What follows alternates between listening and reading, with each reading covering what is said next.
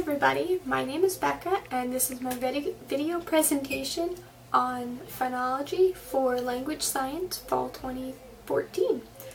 My area, as I just stated, is phonology. Phonology is the study of speech sounds and sound patterns.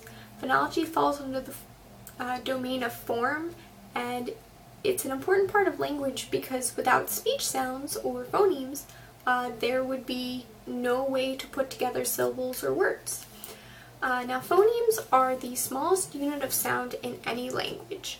They can be sorted into different classifications to indicate the articulation of each.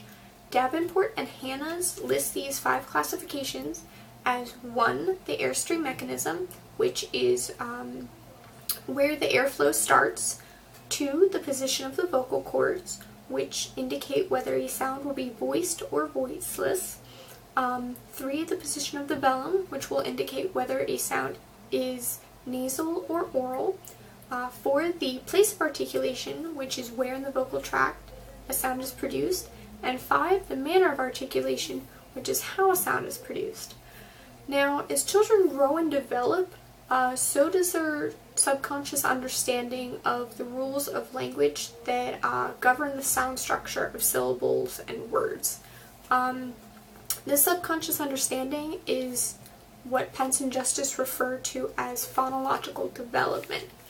Now, the 2 theories of language development that I thought had a particular relevance to the study of phonology and phonological development were Vygotsky's social interactions theory and the competition model of language development. Vygotsky's nurture-based theory stresses the importance of social interaction, stating that concepts are first learned through social interaction with other people, and then with time they are psychologically internalized.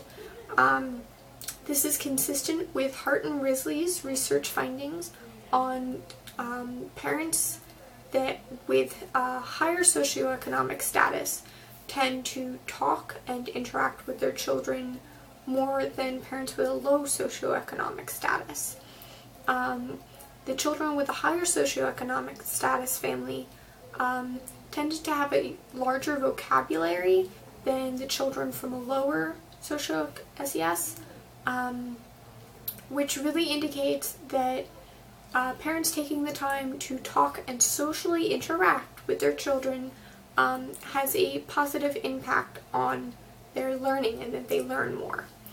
Now, the second theory of language development is the competition model. It's another nurture-based theory that relies heavily on what children hear.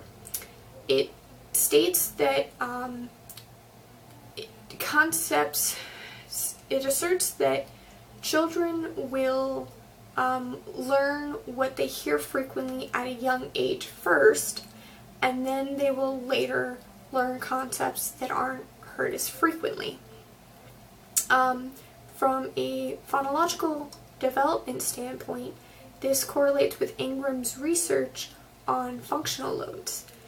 A functional load refers to the importance of a phoneme in a language's phonemic inventory. Speech sounds such as and d are more often articulated and thus will appear in a child's phonemic inventory sooner than sounds like z, which have a lighter functional load. Both of these 2 theories allow for variation in a child's phonological development. Just as no 2 children are the same, no 2 children develop the same. And overall, I think it's really important to understand phonology and phonological development because it allows us to better diagnose speech problems. And personally, I also feel like helping people is one of the most important things a person can do, and by understanding phonology, we can better work to help people in need. So that's why it's personally important to me. So that's my video presentation on phonology, and I hope you enjoyed it.